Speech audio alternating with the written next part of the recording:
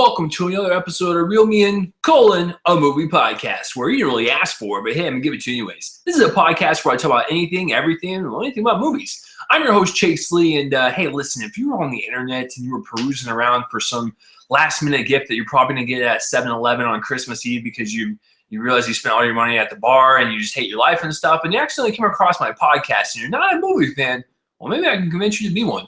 Well, anyways, guys, like I said, I'm Chase Lee, and this is episode 109. Still going strong. I am not dead yet, and the internet has not shut me down yet. So until that happens, I will continue.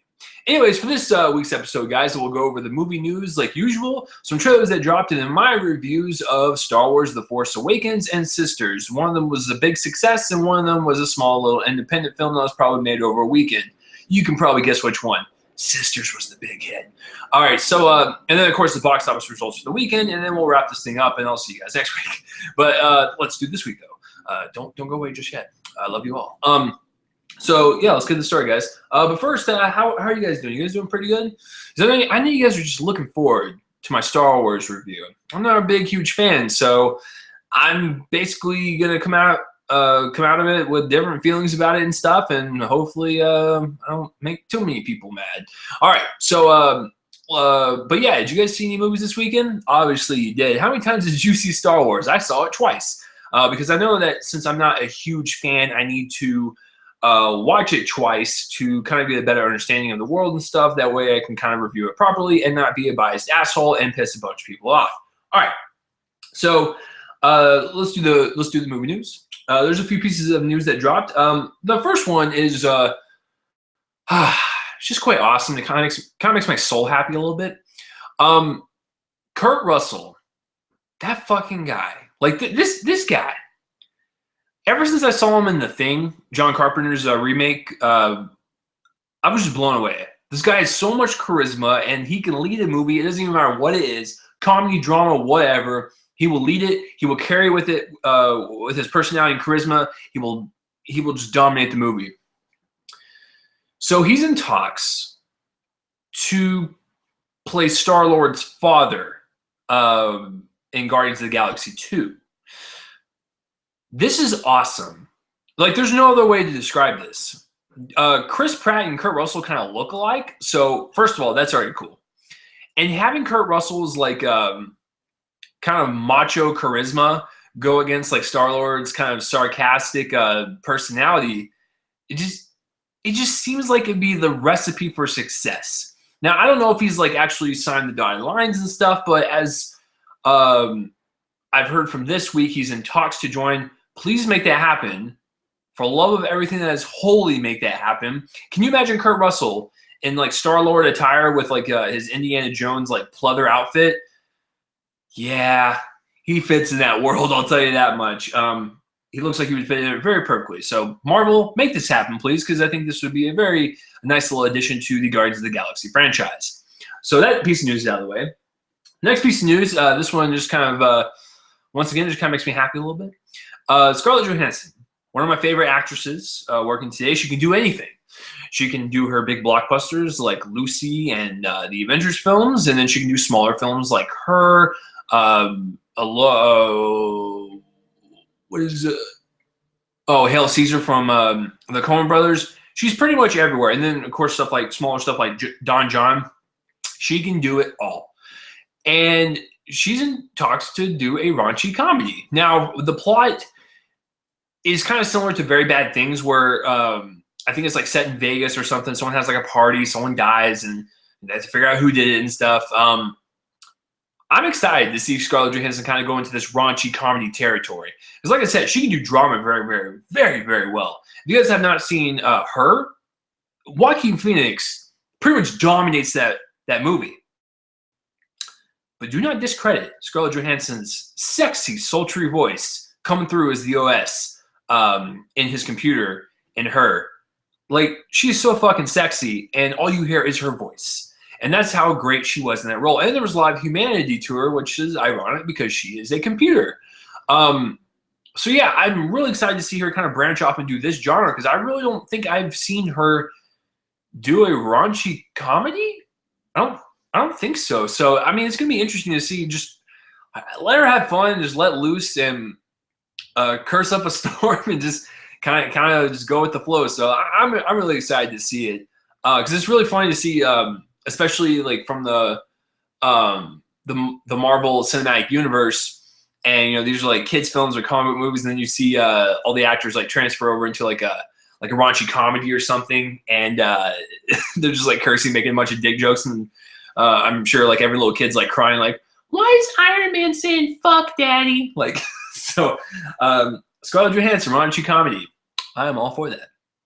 And the last piece of news, kind of a slow news week, but there's a shit ton of trailers, so that's okay. It'll make up for it. Chadwick Boseman. This is one of those actors to where he is doing very good biopics and then really good blockbusters. If you don't know who Chadwick Boseman is, he was just recently casted as Black Panther for the Marvel Cinematic Universe, which I'm super excited for. But he was also Jackie Robinson in 42, and he was also James Brown, right?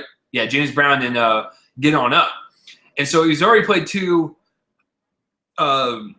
famous people, and now he's in talks to play Thurgood Marshall. Like, is this guy gonna be like the spokesperson for biopics now, which I'm totally fine with? Like, this is awesome. This is such great news. Like, this is such a rich character, and whatever story or whatever time period they do, it's going to be rich, and it's going to be good, and it's going to be relevant to everything that's going on today. Thank you. Like, this is he's going to play his third like biopic in a row. Like, this is insanity. So it's kind of cool that like he's doing stuff for Marvel. So he's doing his blockbuster stuff, and then he's doing smaller stuff like this and playing Thurgood Marshall. How could you not be excited about that? It's fucking awesome. So Chadwick Boseman, you've been on my radar for a while, but now you're even more on my radar. So that's it for the news, guys. It's kind of a small news week, like I said, but a shit ton of trailers just dropped. So what was your favorite news story? Comment in the place up on my face and let me know. So let's get on to some trailers. Oh, there's a lot of them. Let's start with Ice Age 5. My question is why? Now, listen, I remember when the first one came out. It was like 2002, 2003. I was in middle school, and I saw it, and I thought it was cute. It was fine. It didn't really grab me or anything, and I've never found 20th Century Fox's animation department to be up to par to like a DreamWorks or a Pixar or something. So I've just never been a fan of anything they've done. The Rio movies are fine, but the first Ice Age was fine. Then it just started just getting tiring. Like, I like Ray Romano a lot. And I like John Leguizamo and Dennis Leary and stuff, but it's just the more movies they do, just more of that charm that's lost from the first one. I don't know. Maybe that's just me, but this one's called Ice Age Collision Course, and I guess like it's basically the short that played in front of the Peanuts movie. So basically, Scrat, the little squirrel or whatever, is trying to get his fucking acorn. That's how they've advertised all these movies. I remember specifically when I watched the Tim Burton Planet of the Apes on DVD, and that came out in 2001, and a trailer for Ice Age was on that DVD, and it was a Scratch short. So they've always advertised these movies this way. I'm just not the target audience. I love me some animation, but no. Oh, God, like, are they I haven't even followed them since the third one. Was it Dawn of the Dinosaurs? So they have to be at a point now in the timeline where, like, can we just get to the fucking humans and can we just slaughter them or something? Like, slaughter the animals, and then we can just call it a day, or tie a little bow on the franchise and just, all right, Ice Age is done. It's just, where are they at in the timeline? Collision Course. So they got to be pretty damn close. Just jump ahead like millions of years, and we'll call it even. Just be like, oh man, I guess time passed. All right, they're done. I don't know. I'm the target audience. I've just never been a huge fan of the franchise. I like the first one, but that's about it. All right, the next one.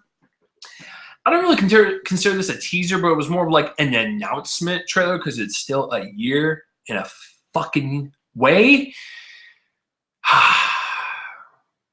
Fantastic Beasts and Where to Find Them.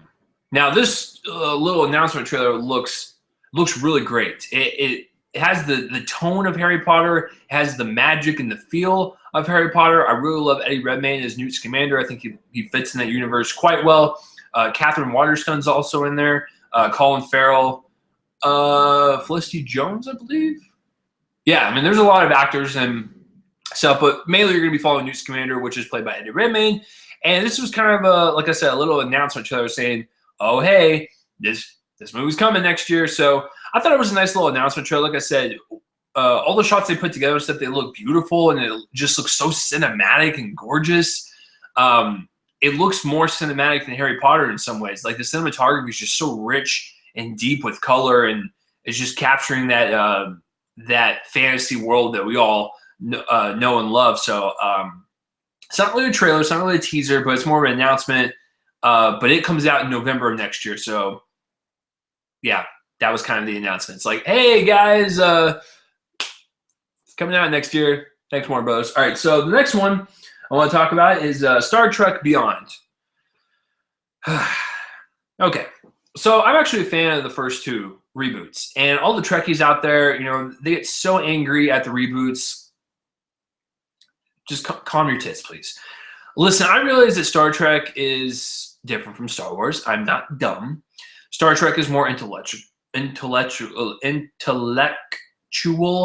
Man, my mouth is slow this morning. That's what she said. I think that's what prostitutes say every single morning. All right. No, it's really smart, and it plays on social commentary and stuff, and it's a lot more deeper in science fiction and just a little bit more realism and stuff. I get that. And Star Wars is more fantasy and stuff that, you know, wouldn't really make sense. I was never a huge fan of, like, the Star Treks growing up. The TV show, the movies, nothing. Never been a fan. Just wasn't for me.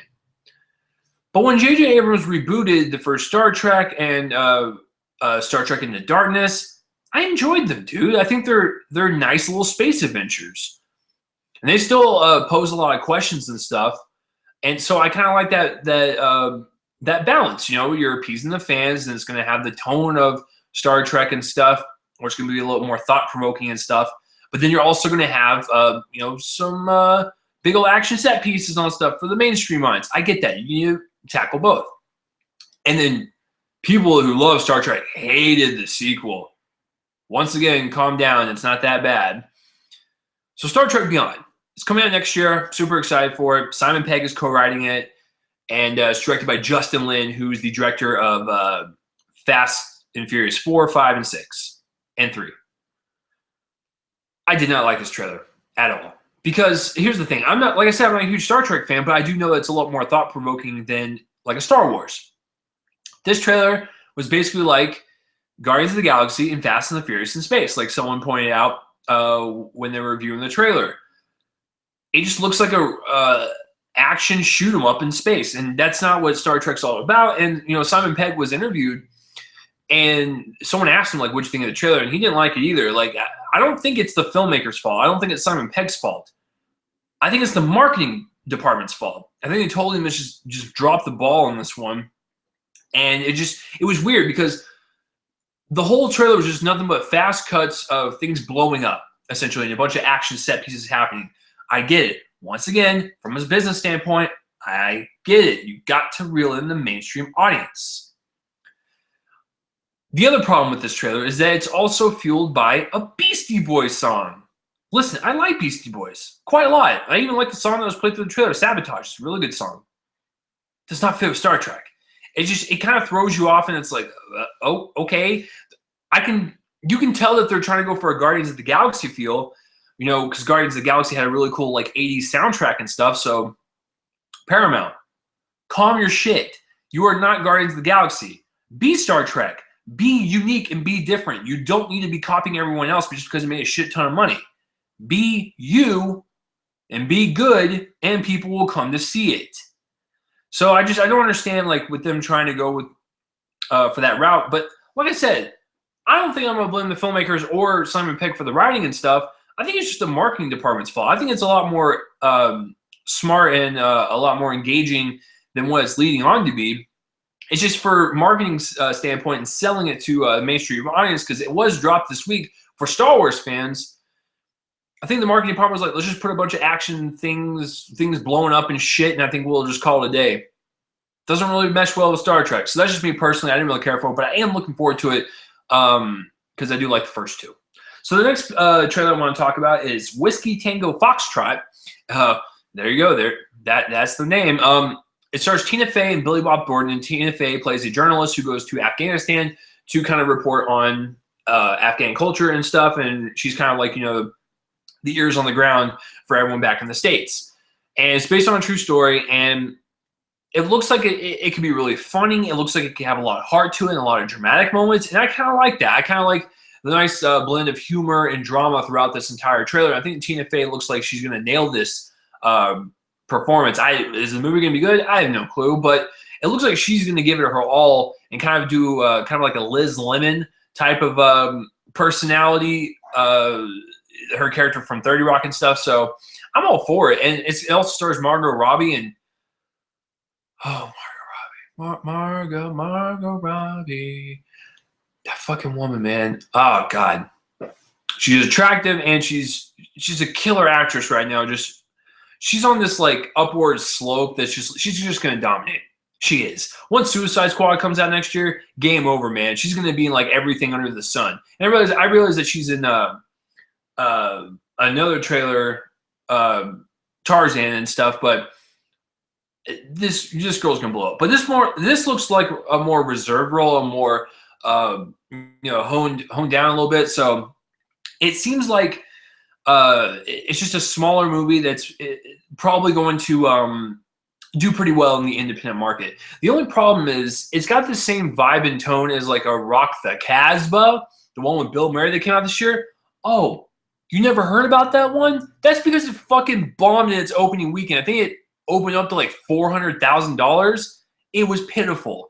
And in that movie, Bill Murray plays a music manager, and he takes a pop artist out to Afghanistan to play for the troops and stuff. So it's kind of got that feel in terms of like the Afghan, fish out of water from people from America going in there and stuff. So that's the only thing that might turn people away is that it kind of reminds them of the shitty Rock the Casbah from some people. I haven't seen it, but people I've talked to said it was pretty bad.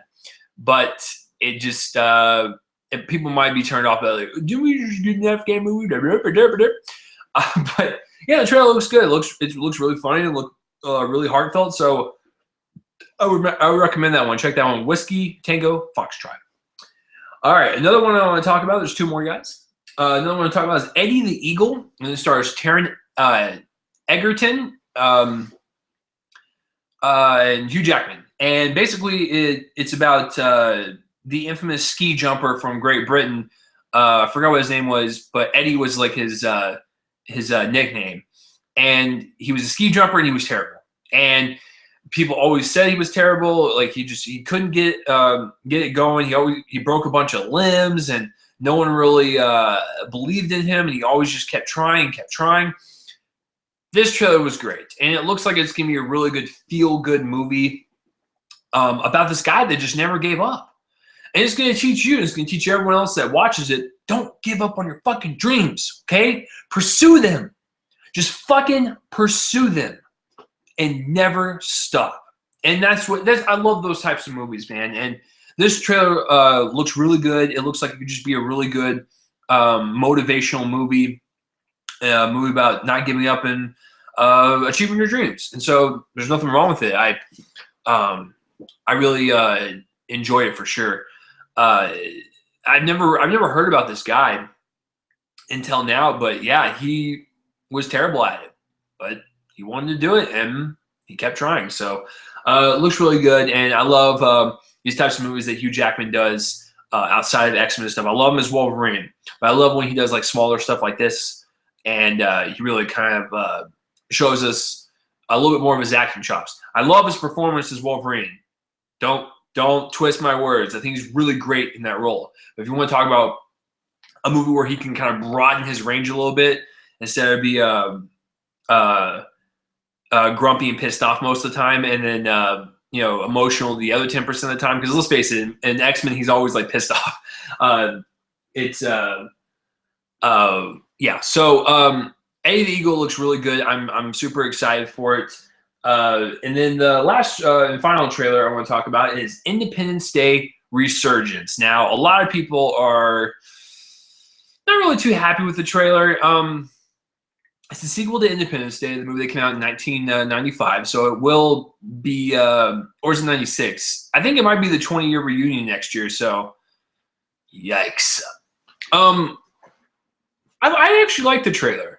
It's a little bit more darker, and I kind of dug that. And the stakes are raised a little bit more, and the ship is bigger. It looks like there's going to be more risk and more death and stuff. So I'm all for it. I mean, it's an alien invasion movie. There's really nothing more to speculate. I love the fact that they got Bill Pullman back as the president, and Jeff there is that's a big pile of dino shit. Jeff Goldblum, one of my favorites, is back in there and stuff. And they added new people like Liam Hemsworth. Still not a fan of him, but looks like a fun summer popcorn blockbuster movie. I mean, there's really nothing more to say. Alien Invasion, sequel to Independence Day. No Will Smith though, so I'm actually not really worried, but kind of because he drove the last movie. Let's be honest, and that was back in the day when Will Smith pretty much could open any movie on the July 4th weekend and dominate that weekend. It's not the case anymore. So I don't know if the story doesn't really call for Will Smith's character. Leave him out. It's not a huge deal. So that's it for the trailers, guys.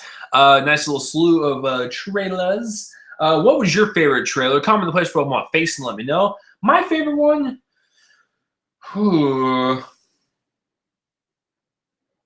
I really like Fantastic Beasts, even though it wasn't really a trailer or a teaser. It was just kind of an announcement. I just liked seeing the world of Harry Potter again. And then probably Whiskey Tango Foxtrot and Eddie the Eagle. I actually like both of those trailers. So it looked like the smaller movies beat out the blockbusters this week. So, all right, guys. This is it. This is the moment you've all been waiting for me to, as a non-Star Wars fan, to review Star Wars The Force Awakens. Well, that's cute and all, but I got another movie to review. Let's get that one out of the way. I'm at the 22-minute mark right now, so give me until the 30-minute mark, and then I'll talk about Star Wars The Force Awakens. But until then, I need to talk about Sisters. Let's get that one out of the way. All right, so Sisters is directed by Jason Moore, who directed the first Pitch Perfect, which I really enjoyed. I thought it was a nice little toe-tapping movie. It had really great comedy and stuff. It was just a fun, entertaining movie. And it stars Tina Fey, Amy Poehler, and they are sisters. Their parents are selling the house. They have to move their stuff out of their bedrooms, and then they throw a party. And stuff ensues. So how was Sisters? My phone's going off. I'm sorry. All right. So yeah, was this movie funny? I mean, basically it boils down to that because the story's not that creative. It is not that inventive. It's just shenanigan after shenanigan. But hey, if it's funny, you can kind of give that a little bit of leeway because it is a comedy and its direct goal is to make you laugh. It was okay. Let me explain why. Let's get real and break this down. All right, so the directing and the writing.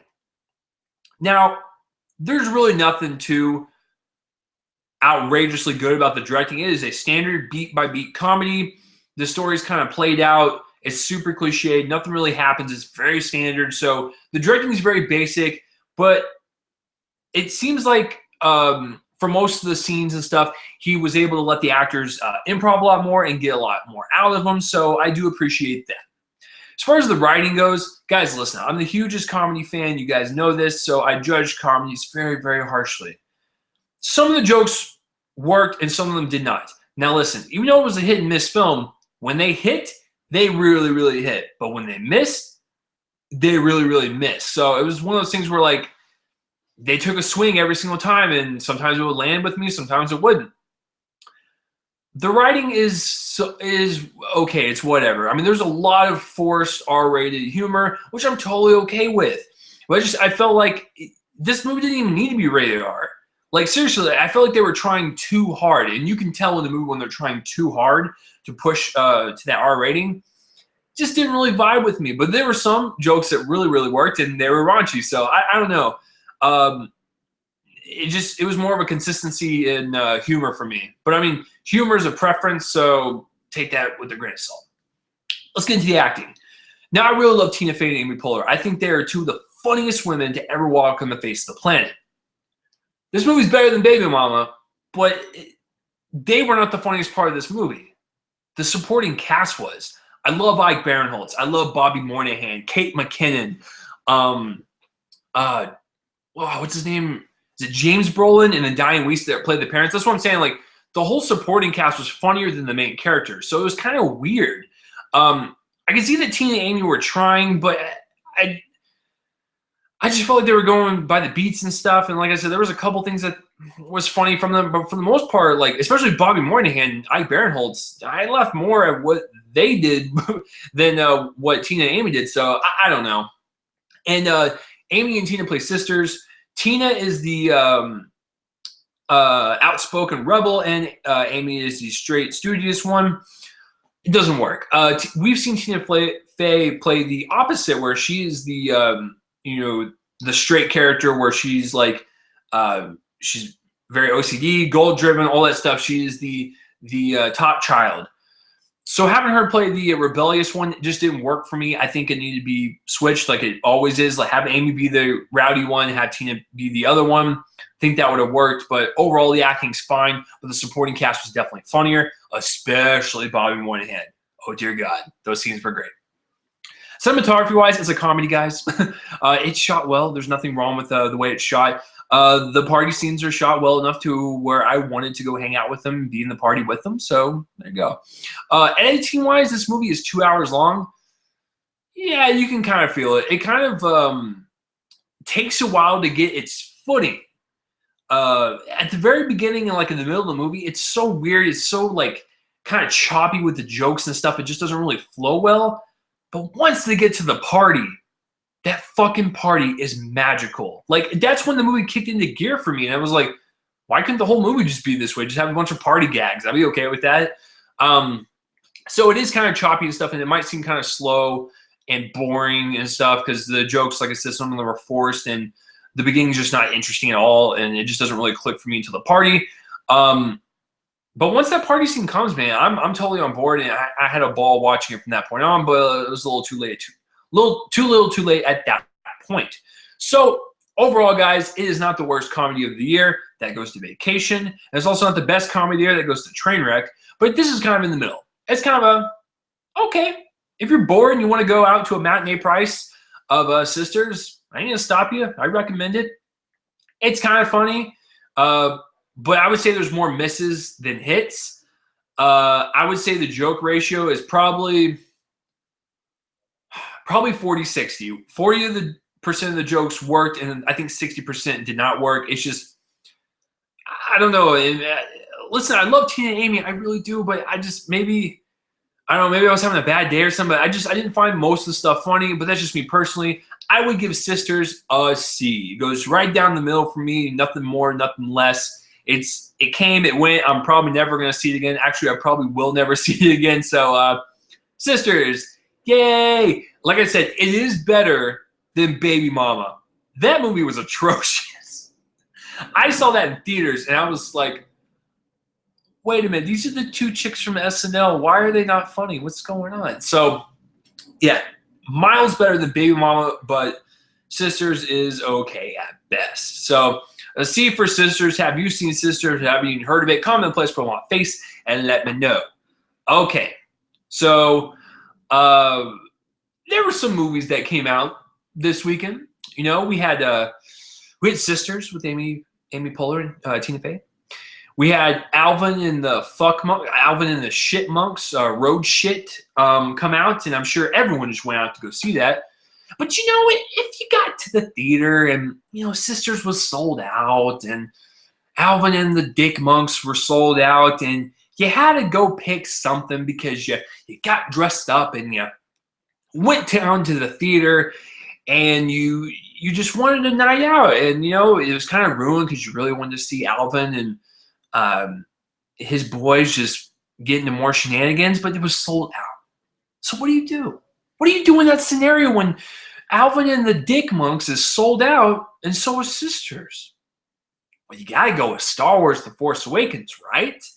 I mean, no one was going to see that movie, so people just needed to support it, and this joke's just gone on too long. So anyways, you guys are waiting for it. Here it is, Star Wars The Force Awakens movie review. I'm going to let you guys know right now, No spoilers. Not going to spoil anything for you guys, but I'm going to give you my overall interpretation of it, the filmmaking aspect, and just things I liked, some things I didn't like. So here we go. I did not watch the original trilogy when I was a kid. I didn't. I don't think I watched New Hope, Empire, or Return of the Jedi until I was a teenager.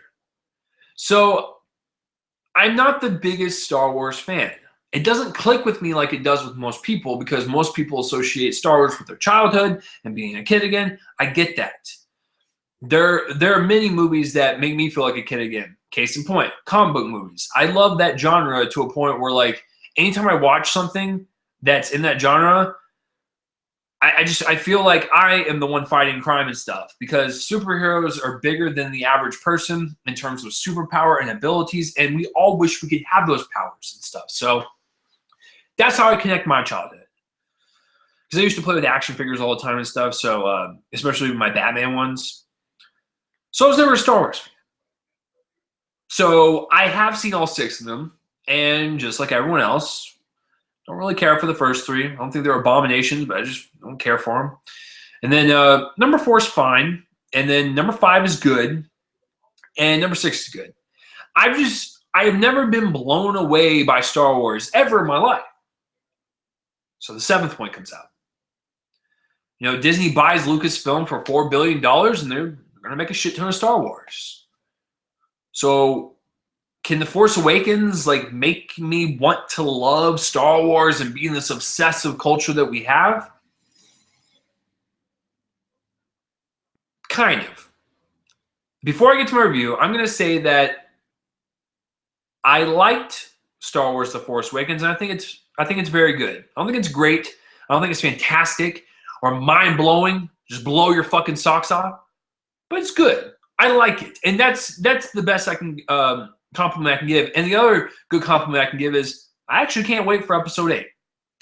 All the questions that are left unanswered, all the things that happen in 7, I love all that stuff to make you speculate for 8 and 9. So I do like that, and that I am looking forward to 8.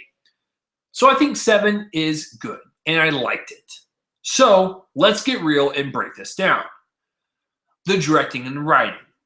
Now, J.J. Abrams is coming off of the 2 Star Trek movies. And he also did movies like Super 8, and he produces a shit ton of movies such as Cloverfield. I was not ever worried that JJ was never going to take care of this franchise. Like I said, he's the guy that single-handedly got me into Star Trek when I wasn't even into Star Trek. So I was like, he's probably going to make me want to like this movie and make me want to continue the trilogy. And he certainly does that. Having seen the original 3, I can tell you right now that even as a non-Star Wars fan, I'm not stupid. I can tell you that he does recreate the magic of the original 3 in terms of just how the opening starts and how the open crawl happens and how the cheesy white transitions and stuff going from scene to scene and just the way it feels and the realism with the practical effects and stuff. I can see that JJ put a lot of effort and a lot of heart into it, and I gotta give him props on that. It's damn good stuff. Writing-wise, the story's good. It's pretty good, and the dialogue is good for the most part. There are a few lines from spoken by Kylo Ren and General Hux, kind of cheesy, borderline cheesy, and I was like, and they didn't really deliver it that well, so that might have been another part of it. But for the most part, the story's fine, the writing's fine. There was just a few lines that were just kind of like, ugh. As far as the things I didn't like about the directing, like I said, gotta be really careful because no spoilers. There are a few moments in the movie where it requires a large amount of emotional interest. And I think there were a few things involving emotional intensity that JJ dropped the ball on. And what do I mean? The scenes were set up and they were happening, and something emotional would happen, and we're supposed to feel for that scene. Now, that would be lovely, except for the fact that it was executed poorly because we didn't really connect with these characters and stuff because nothing was really in the movie prior to it. You know, it just kind of happened. So there was kind of that emotional disconnect in a few pivotal scenes, mind you. And I was like, that could have been handled way better, and you could have added more to it, or just makes people feel it more or something. Like I said, guys, I'm trying to skate around it, but so I thought the directing was really strong for the most part. I thought he really captured the magic. He went back to the original 3. I get that. But there was just a few pivotal emotional points where I was like, no, because I saw it twice, and even the second time I still didn't buy into it. But even though the second time I did find out a couple other things around it in the scene that were actually really good. But for the most part, there's just a couple emotional, pivotal scenes in the movie where I was like, I'm not really buying it. So, but the directing is very good for the most part. And I forgot to mention the writing. There's a wasted character that kind of got under my skin. It's like they're there, they have a few scenes, and then they're just gone. Once again, trying to skate around spoilers, but there is, and this character is featured in a trailer. They are. And so when they are in the movie, they're powerful, they're there, and it's like, oh wow, they have a really good presence. And then there's a point in the movie where that person's gone. Okay. So there's things like that that just kind of, they seem like they were throwaways, or they just weren't developed enough, and that might be, that's definitely a con for the writing and stuff and the directing as a whole. So that's more of our thoughts on the directing and the writing. Acting. Let's start with the pros. Harrison Ford's great as Han Solo. I've always liked him as Han Solo. He really brings that kind of smug attitude, but he's also very likable at the same time. He's really good in this movie. I like him. The new people. Daisy Ridley as Rey and John Boyega as Finn. Awesome. I thought they were actually really good. I'm so glad that out of the thousands of people that they auditioned, they found 2 people with great chemistry. John Boyega and Daisy Ridley are so compatible for each other in this movie, whether it be friends, romance, whatever, just whatever they're going to be in the future, because they're going to be in this entire trilogy for the long haul for sure. Because that's not a spoiler. You have to know that they're going to pass the torch at some point. But yeah, I really like their chemistry together. John Boyega had so much humor to him. He was basically like a Han Solo type of guy. I really liked him. I liked the fact that he was a stormtrooper and he was like, fuck this, I got morals. So, I really liked that. It was a really cool part in the story where he's just like, guy, I don't want to be a stormtrooper anymore. Bye. So I really like that part about it. And then Daisy Ridley, she is so good as Rey. She was probably my favorite part. I'm not going to lie. I'm kind of blushing a little bit. She's definitely my new crush. Daisy Ridley, if you're listening to this, good job. And, we're going to go out sometime. That's totally fine. I'm here. Just contact me. No, but Daisy Ridley, she is attractive. She's a strong woman. She is likable. She is funny. She is. She has those emotions when they happen in certain scenes. She has it all. She has the full, spectrum and stuff. And her character was really good. I can't wait to see where she goes and stuff. So Daisy Ridley and John Boyega were by far the best parts. I really liked Oscar Isaac as Poe Dameron, the X-Wing pilot. He was really good. I really liked him. And then, of course, we got to talk about BB-8. That thing is so fucking adorable. I want that to be, like, in my house right now. BB, can you just, like, go get me something from the fridge? Oh, you're a doll. Thank you. No, seriously, though. BB-8 was adorable, and BB-8 actually had a pivotal part in the movie and stuff. So I really liked BB-8. Peter Mayhew as Chewbacca. I mean, that was terrible. How do you do a Chewbacca? Hold on. Give me like 5 seconds. I can't even fucking do a Chewbacca. I think it's because my voice is out. I've been talking for like 3 days straight. But no, overall, the acting is really good. I forgot to mention Adam Driver as Kylo Ren. He was good as his character. His character's kind of a dick, though. It's kind of hard to like him, but he did a good job playing a dick. Domhnall Gleeson played General Hux. He's fine. Andy Serkis plays Snoke, and he sounds awesome. And of course, he's doing mocap for Snoke, so he's got an animated body and stuff. But his voice is very powerful and stuff. He always has a powerful voice. And then, of course, Lupita Nyong'o plays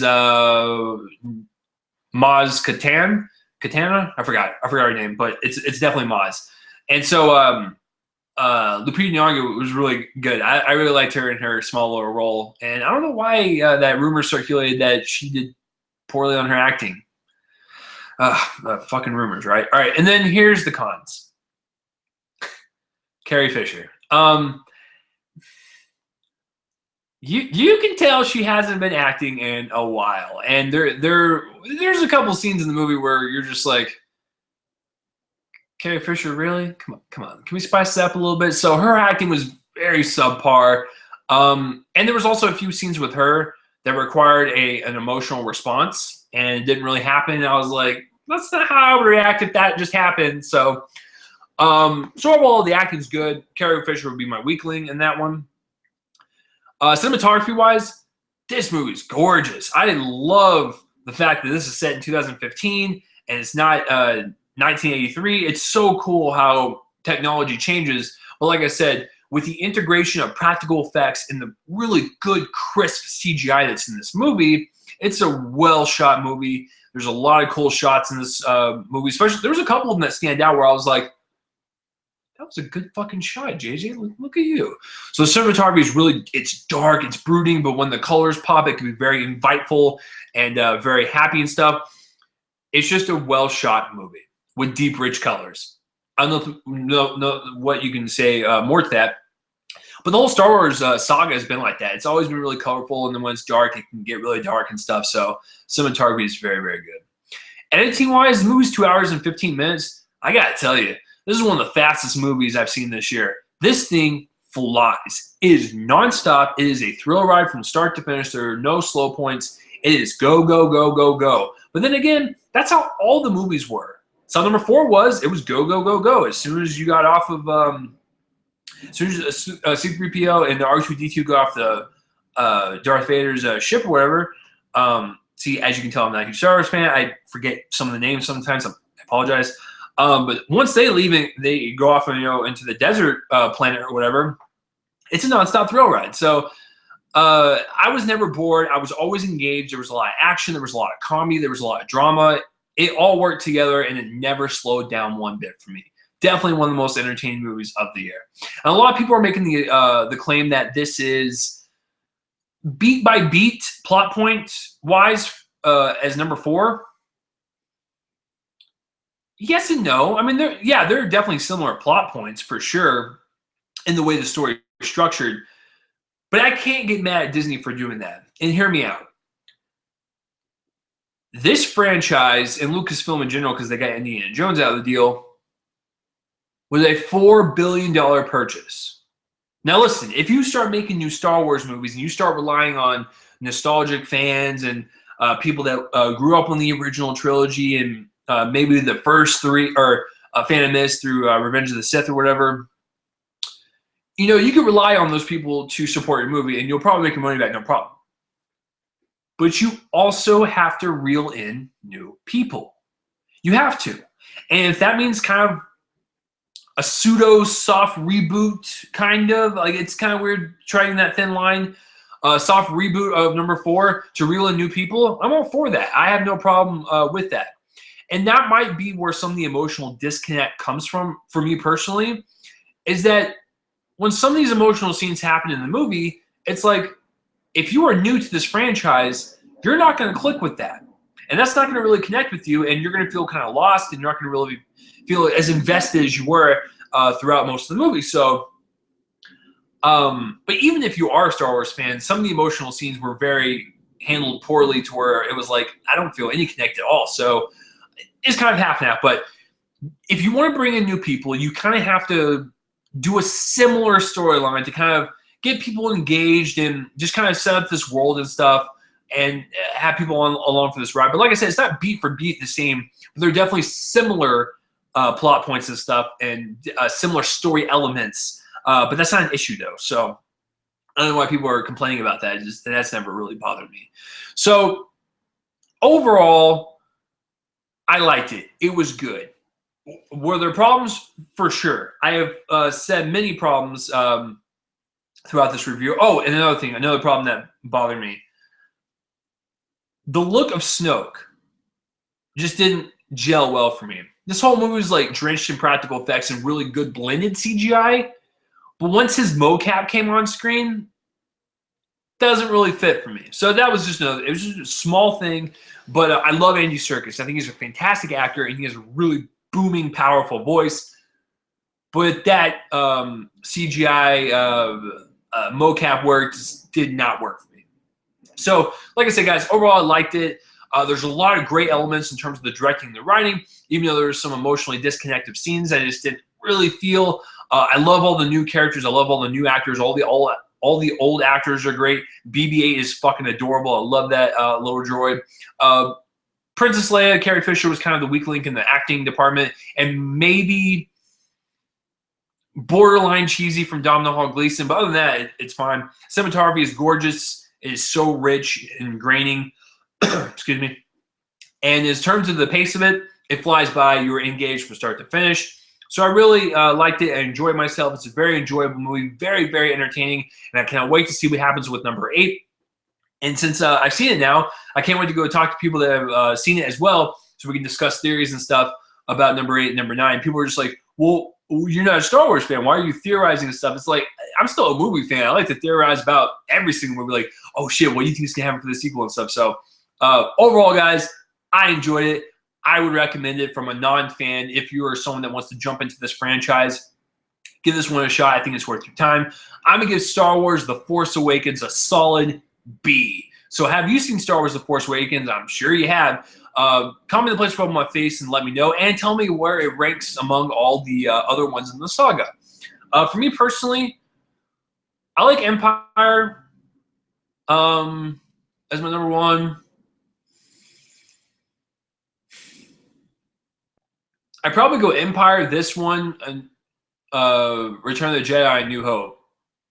That's probably how I do it. But, I mean, I haven't seen 5 and 6 in a long time, but I do remember liking 5 the most. So, yeah, just comment in the place below my face and let me know which Star Wars films are your favorites. All right, let's get into the box office results, guys. You guys know it's number 1, but how much did it make? Let's find out.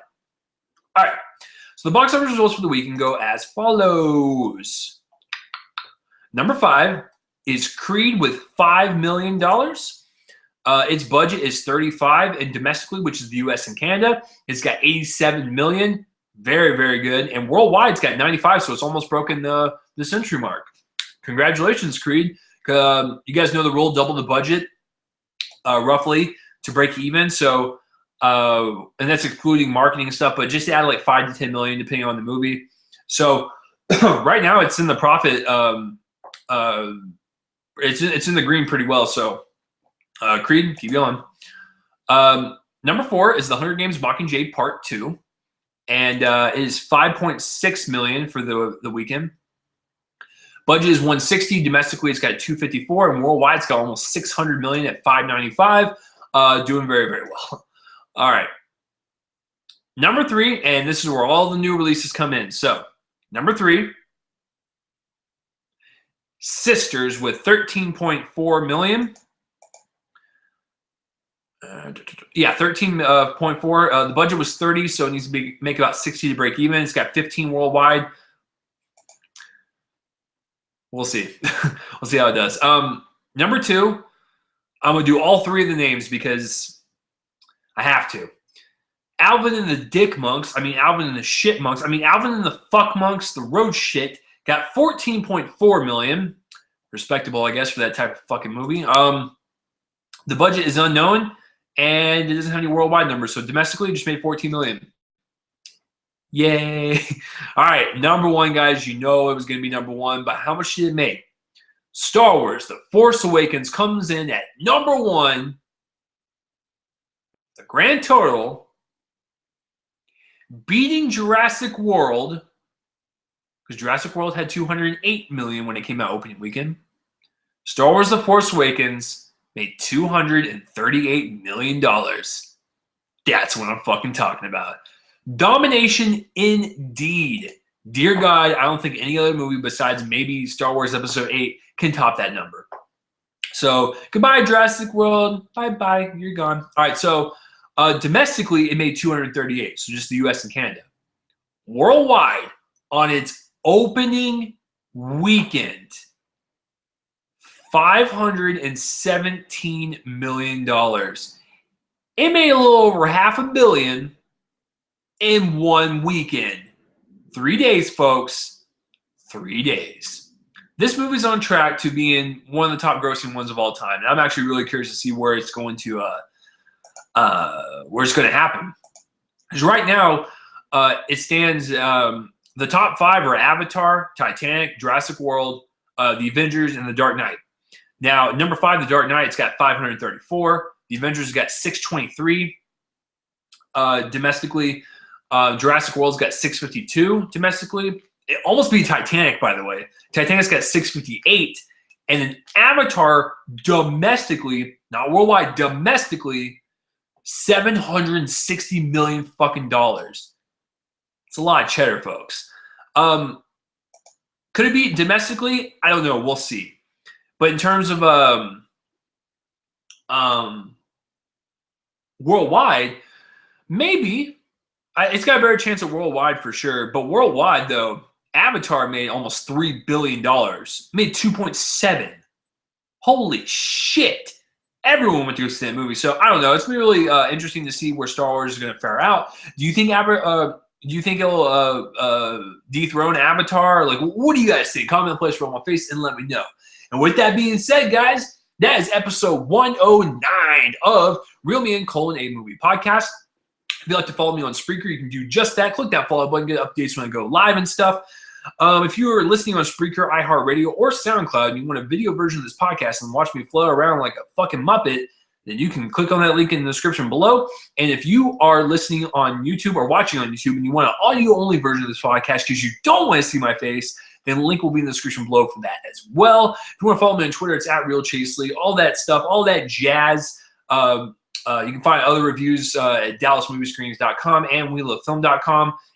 It's fucking everywhere, guys. But if you want to know anything about me and you want to follow me on everything, it's all in the links in the description below. And the intro and outro music is done by my friend's band, Fervent Roze. Check them out. They're blowing up in Dallas. So next week for 1010, next 2 weeks, as a matter of fact, here is the schedule, guys. Next week for episode 110, it is, ladies and gentlemen, one of my favorite episodes of the year.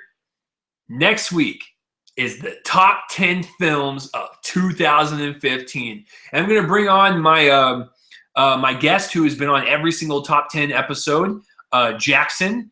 If you guys have been listening to me for quite a while, he's basically been on all of them. He was one of my first guests ever, so he will be back.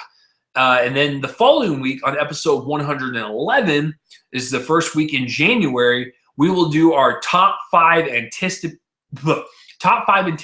films of 2016. And Jackson will also be on that, and he will have his separate top 5 list. And then for next week, he'll have his separate top 10 list. We'll just kind of go back and forth, and we'll discuss and stuff.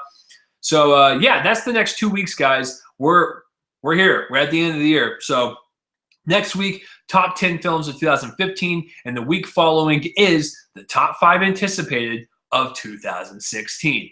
So I will see you guys next week for episode 1010, the top 10 films of 2015.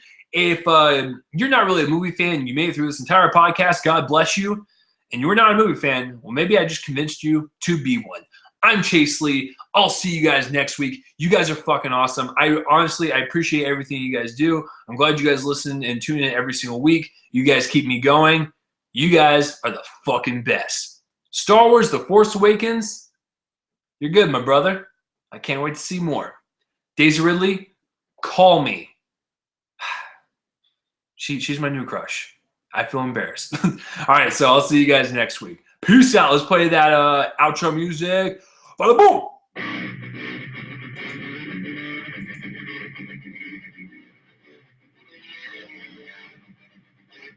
See you guys next week.